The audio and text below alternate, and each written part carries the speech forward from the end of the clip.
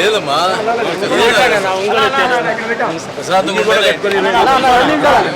తర్వాత చూద్దాం.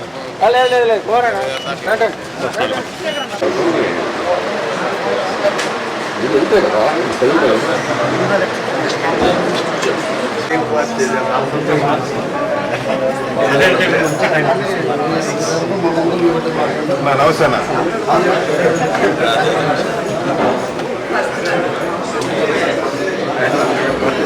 జనసేన అధ్యక్షుడు అయినటువంటి పవన్ కళ్యాణ్ గారిని కలవటం జరిగింది.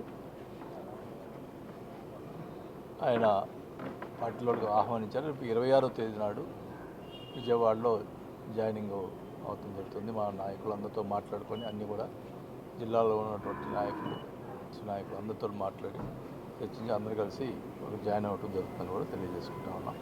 మరి పవన్ కళ్యాణ్ గారు మొదటి నుంచి కూడా వ్యక్తిగతంగా నా మీద మంచి అభిప్రాయం ఉంది.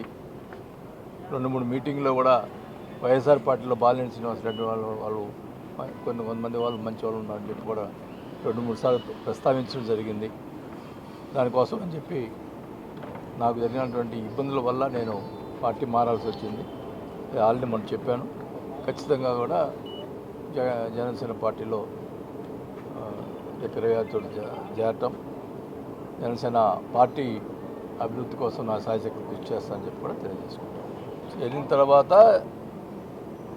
ముఖ్యంగా అయితే కూటమి మన అధ్యక్షుడు పవన్ కళ్యాణ్ గారి ఆదేశాలను ఎలా చేయాలని చెప్తే ఆ రకంగా చేస్తాం తప్ప ముఖ్యంగా పార్టీ జనసేనకు సంబంధించినటువంటి మొదటి నుంచి ఉన్నటువంటి జనసేన కొత్తగా జరుపుతున్నటువంటి అందరూ కూడా కలుపుకొని పోయి మరి పార్టీ అభివృద్ధి కోసం కృషి చేయడం జరుగుతుంది.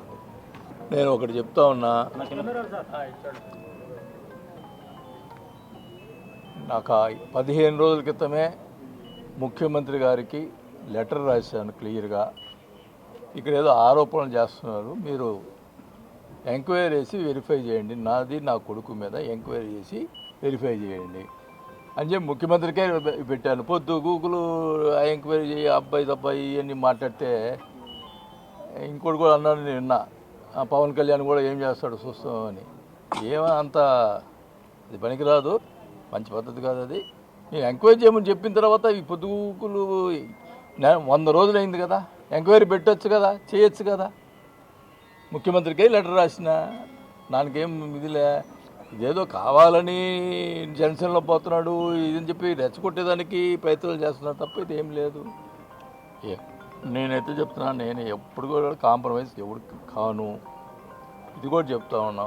ఇప్పుడు నేను ఎంక్వైరీ చేయమని చెప్పి నేను ముఖ్యమంత్రికి లెటర్ ఇచ్చిన. నేను జనసేనలో పవన్ కళ్యాణ్ గారి యొక్క ఆయన మొదటి నుంచి కూడా పార్టీ ప్రశ్నించే పార్టీ అని చెప్పారు జనసేన పార్టీ. ఇప్పుడు కూడా ఇప్పుడు జరుగుతున్నటువంటి ఏమన్నా తప్పులు జరిగినా కూడా నేను ప్రశ్నిస్తా. ఈ రకంగా ఇప్పుడు నేను మొన్న క్లియర్గా చెప్పిన, ఏం చెప్పాను, లోకల్గా ఎమ్మెల్యే ఉన్నాడు, ఎమ్మెల్యే ఆయన అధికారం ఉంది, ఆ ప్రజలు ఎన్నుకున్నారు కాబట్టి ఆయన కార్యక్రమం ఆయన చేసుకుంటాడు, మేమేమి చేయము. కాకపోతే మా పార్టీ ఇప్పుడు మీకు జనసేనలో చేరుతున్నాం కాబట్టి జనసేన వాళ్ళకు కూడా ప్రాధాన్యత ఇవ్వమని చెప్పాము. అంత తప్పితే నేనేమైనా మాట్లాడాలా? ఆయన అనవసరంగా ఇప్పుడు మాట్లాడుతూ ఉన్నాడు. అది కూడా దాన్ని కూడా పవన్ కళ్యాణ్ గారికి చెప్పడం జరుగుతుంది. ఈ రకంగా చేయటం అనేది ఇప్పుడు తెలుగుదేశం జనసేన ఉన్నటువంటి ఎమ్మెల్యేగా తెలుగుదేశం పార్టీ వాళ్ళు చేరుతున్నారు. అప్పుడు జనసేన వాళ్ళు కామెంట్ చేయొచ్చా? తెలుగుదేశం వాళ్ళని ఫ్లెక్సీలు ఎవరు కట్టారో నాకు తెలియదు, ఆయన బొమ్మ వేసాడని చెప్పి తీసేయమన్నాడంట. మన సంతోషమే, ఆయన బొమ్మ వద్దు అనుకున్నప్పుడు ఓకే, నో ప్రాబ్లం, అందరికీ చెప్తాను ఆయన బొమ్మ వేయద్దయ్యా అని చెప్తాను. ఓకేనా?